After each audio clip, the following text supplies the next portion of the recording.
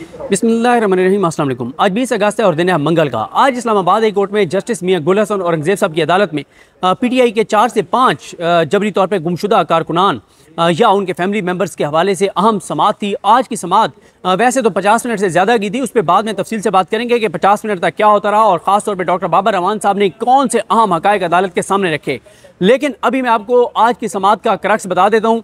लेकिन ये क्रक्स बताने से पहले एक चीज़ आपको शुरू में बताना चाहता हूँ कि तहरीक इंसाफ के अहम तरीन जो उनके वर्कर्स हैं, अहम तरीन लोग हैं जो सोशल मीडिया पे पीटीआई की जंग लड़ते हैं, जिनकी पार्टी के लिए खिदमात हैं, जिनमें ज़ाहिर है एक बड़ा नाम अज़हर मिशवानी साहब का है। फैज़ान जो उनके कारकुन हैं उनका मामला था और 2 मामला थे। लेकिन तहरीक इंसाफ का कोई एक भी एमएनए, कोई एक भी टिकट होल्डर कमरे अदालत में मौजूद नहीं था। ये पीटीआई के जो बाहर क़यादत है उनके लिए इंतहाई शर्मनाक है, इंतहाई शर्मनाक है कि इमरान खान के नाम पे जिनको वोट मिले हैं वो इस मतलब इतना भी नहीं करते कि जो उनको जितवाने वाले हैं। देखें, पीटीआई की कामयाबी के पीछे ज़ाहिर है एक इमरान खान का नाम था और इमरान खान का पैगाम था। इमरान खान का पैगाम टीवी चैनलों पे तो नहीं आया। इमरान खान का पैगाम टीवी चैनलों पे तो इसलिए नहीं आ सका क्योंकि टीवी चैनल्स कंप्रोमाइज्ड हैं। अरबों रुपए मालिकान ने कमाए, अपना सब कुछ, तन मन धन सब कुछ टीवी चैनल के मालिकान किसी और के हवाले कर चुके हैं, बेच चुके हैं। और ना ही कोई जलसे हुए कि जलसों में या डोर टू डोर कैंपेन में आप पैगाम पहुंचाते हैं।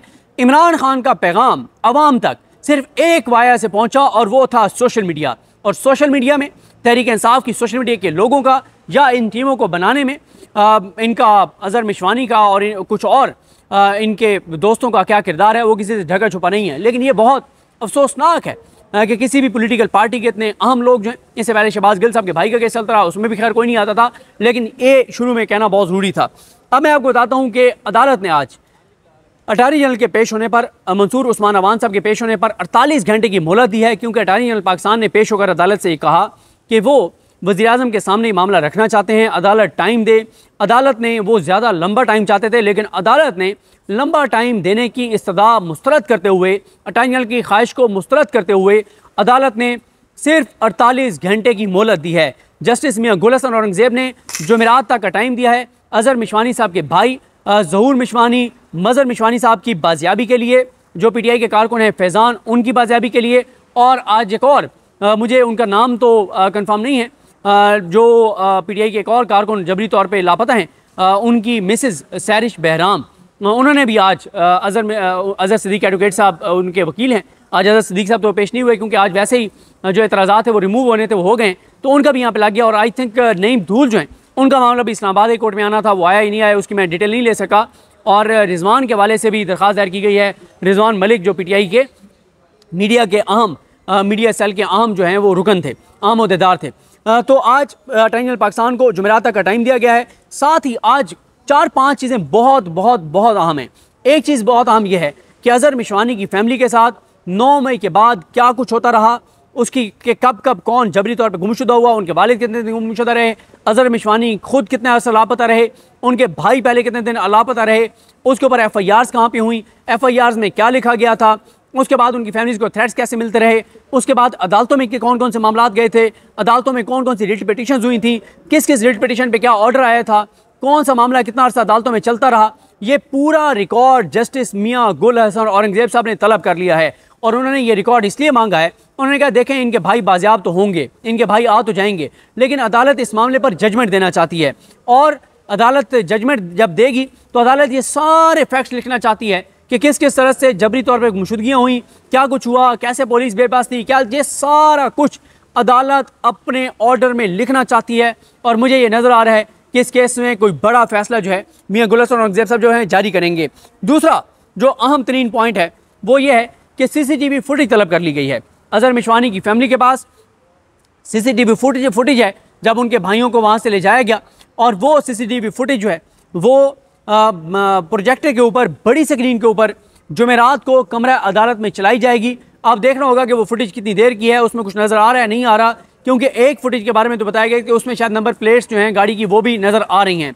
तो ये दूसरा अहम मामला है कि बड़ी स्क्रीन पर अहम अदालत में, बड़े केस में बड़ी स्क्रीन पर अहम CCTV फुटेज जो है वो चलाई जाएगी। इसके अलावा 3-4 चीज़ें बहुत अहम हैं।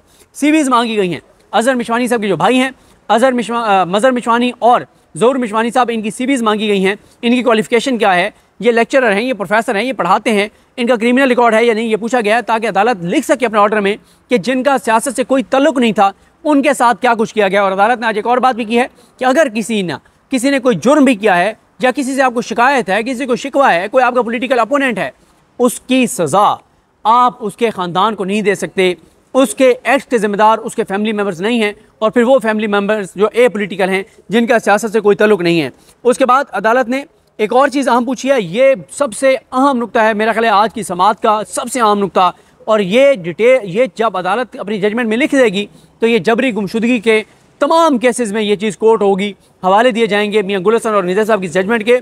और वो मामला ये है कि उन्होंने कहा, जो मियां गुल साहब हैं, उन्होंने कहा कि जब कोई किसी के घर चार दीवारी का तकद्दुस पामाल करते हुए इंटर होता है, दरवाज़ा तोड़ता है, इंटर होता है, इंटर होकर तोड़ फोड़ करता है, ख़वातीन के साथ बदतमीज़ी करता है, वहाँ जो मेल हैं उनके साथ उनके ऊपर तशद्दुद किया जाता है, और उसके बाद उस किसी भी शख्स को वहाँ से उठा के ले जाया जाता है, तो उन्होंने ये कहा है कि इस सारे प्रोसेस में कौन कौन सा गैर आइनी गैर कानूनी काम होता है, उसके ऊपर दफ़ात कौन सी लगती हैं, जुर्म कौन सा बनता है और उस जुर्म की सज़ा कितनी बनती है। मेरा ख्याल है ये पाकिस्तान की किसी भी अदालत से ये पहला फ़ैसला होगा जिसमें ये सारा कुछ लिखा जाएगा कि जब किसी को घर से जाके उठाया जाता है, उसकी प्राइवेसी को ब्रीच किया जाता है, चार दीवारी के तकद्दुस को पामाल किया जाता है, बगैर वारंट के जाते हैं और वर्दियों में लोग जाते हैं, इस सारे प्रोसेस में कौन कौन से जराइम हुए हैं, कौन कौन सी दफ़ात लगती हैं और उनकी सज़ाएँ कितनी बनती हैं, ये बहुत अहम है।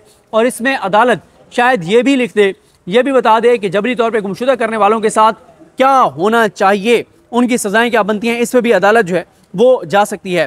फिर अदालत ने यह भी कहा, पूछा अटॉर्नी जनरल पाकिस्तान से पूछा, सरकारी वकला से पूछा, मुनव्वर इकबाल दुगल साहब से पूछा और दीगर जो सरकारी वकला मौजूद थे उनसे पूछा, अब्दुर्रहमान साहब स्टेट काउंसिल हैं उनसे पूछा, ये बताएं कि रियासत जबरी गुमशुदगियाँ करती है, आपको इन जबरी गुमशुदगियों से हासिल क्या होता है, आप इसे हासिल वसूल क्या करते हैं। और ये भी अदालत ने कहा कि ये जब आप किसी को उठाते हैं उसमें गाड़ियाँ इस्तेमाल होती हैं, उसके ऊपर पैसे लगते हैं, जब आप उसको ले जाते हैं वो कहीं जिस कमरे में रखा हुआ है वहाँ पर पंखा चलता होगा, उसको आप खाना फराहम करते होंगे, इस सारे पैसे को गरीब कौम के इन पैसों को आप कैसे जस्टिफाई करेंगे। अदालत ने एक केस में यह भी कहा था, जबरी गुमशुदगियों के केस में पहले, कि एक तरफ तो आप IMF से पैसे मांग रहे हैं, आप कहते हैं कि हमारे पास खाने के पैसे नहीं हैं और हम IMF के मोहताज हैं, दूसरी तरफ आप ये पैसा जो है आवाम के टैक्स का पैसा, ये जबरी गुमशुदगियों के लिए जो वसाइल इस्तेमाल होते हैं उसके ऊपर आप लगा रहे हैं। दूसरा आप क्या कर रहे हैं कि अब आप खुद आपने 30 लाख एक लापता शख्स के फैमिली को दिया, और अब इन्होंने जब देखा कि इस्लामाबाद हाई कोर्ट इसके हवाले से बड़ा फैसला करने जा रही है, तो सरकार ने खुद से कह दिया कि जबरी गुमशुदा जो लोग हैं उनकी फैमिलीज़ को 50 लाख रुपए जो है वो दिया जाएगा। लेकिन अब इस्लामाबाद हाई कोर्ट इसके हवाले से बड़ा एक फ़ैसला देने जा रही है, 50 लाख तो यकमुश्त दे देंगे, पर मंथ भी ये देंगे, बड़े फैसले इस्लामाबाद हाई कोर्ट से आएंगे। आप देखेंगे जो एक केस है जिसमें जो सरबराही कर रहे हैं मोहसिन अख्तर कियानी साहब, उनके साथ हैं तारिक महमूद जहांगीरी साहब, और तीसरे जज हैं वो आई थिंक सरदार एजाज इसा खान साहब हैं। ये 3 रुकनी बेंच है जो लापता अफराद का जो केस है वो सुन रहे हैं। और ये भी आपको बता दूं कि जो फैज़ान है, मैं नेक्स्ट वीडियो में बताऊंगा कि कमरा अदालत में जब जज्बात की लम्हात थे, जब उनके वालिद ने हाथ जोड़ के कहा कि जज साहब हमें फांसी लगा दें और हमारे बेटे का जुर्म क्या है, और वो बड़ा रोए और उन्होंने कहा कि हम पल पल मरते हैं, और ये सारी बात। और आज वैसे मियां गुल हसन और औरंगज़ेब साहब ने अटॉर्नी जनरल पाकिस्तान को बताया कि जब कोई जज जबरी गुमशुदगी का केस सुन रहा होता है तो उस जज पे क्या गुजरती है, जब वो फैमिली सामने जो उसका कर्ब दुख तकलीफ को देखता है तो उस जज पे क्या गुजरती है, सारा बताया। और आज बड़ा वाज़ेह किया उन्होंने कहा कि मैं ये फ़ाइल ऐसे बंद नहीं करूँगा, अगर आप समझते हैं ऐसे बंद कर दूंगा नहीं। पिछली समात में उन्होंने कहा था कि आपको खुशामदीद जज चाहिए, और आज मियां गुल साहब ने एक बात कही, उन्होंने कहा कि हम सब ने उस बारगाह में पेश होना है, अल्लाह की बारगाह में, और उन्होंने कहा कि उस बारगाह में अगर मैं इसमें नाइंसाफ़ी करता हूँ तो मेरे पास तो तौबा की भी गुंजाइश नहीं है, मैं तो अल्लाह से माफ़ी भी नहीं मांग सकता कि मैंने केस में नाइंसाफ़ी किया। नाइंसाफ़ी और नाइंसाफ़ी किया तो जो जुर्म है उसकी तो अल्लाह की बारगाह में माफ़ी नहीं है। ये ऐसा हम काम कर रहे हैं जिसमें माफ़ी ही नहीं है। कई जुर्म ऐसे होते हैं कि आप जुर्म करते हैं, आप माफ़ी मांग लेते हैं, इसमें माफ़ी का कॉन्सेप्ट ही नहीं है। ये इतना बड़ा जुर्म है नाइंसाफ़ी करना कि उसकी माफ़ी भी नहीं है। और उन्होंने कहा, मियां गुल साहब ने, उन्होंने कहा कि उस बारगाह में अगर मैं ये नहीं करता, कौन उन लोगों को बचाएगा जो इंसाफ नहीं करेंगे इस मामले में।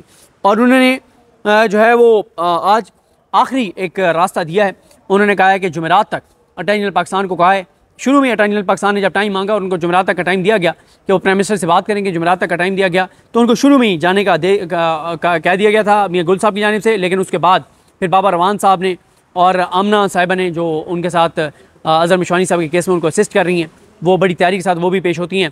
तो आमना साहिबा जो हैं उनको उनसे वो फैक्ट्स लिखवाते गए और जज साहब जो हैं वो फैक्ट्स लिखते गए। वो फैक्ट्स क्या थे वो आपको नेक्स्ट वीडियो में बताएंगे। लेकिन अदालत ने ये बात बड़ी वाज़ेह की है कि अज़हर मिशवानी के भाइयों को, फैज़ान को और दीगर जबरी तौर पर गुमशुदा शहरियों को छोड़ना होगा। और अदालत ये बात कह रही है कि अगर आपने रियासत उनकी जबरी गुमशुदगियों के पीछे नहीं है तो रियासत फिर अपनी नेकनीयती दिखाए कि जनाब हमने उनकी बाजियाबी के लिए छापे मारे, CCTV फुटेज की फ्रेंसिक करवाई, जियो फेंसिंग करवाई, CDR ने करवाया। ये सारी चीज़ें तो फिर करें ना। जब आप ये सारी चीज़ें नहीं करते तो ये अंडरस्टूड है कि रियासती इदारे ही इस जबरी गुमशुदगी के पीछे हैं, जो कि इंसानियत के ख़िलाफ़ एक जुर्म है। मुझे अपनी दुआ में याद रखें। अल्लाह करीम हम सब का हामी नासर हो। अल्लाह हाफ़िज़।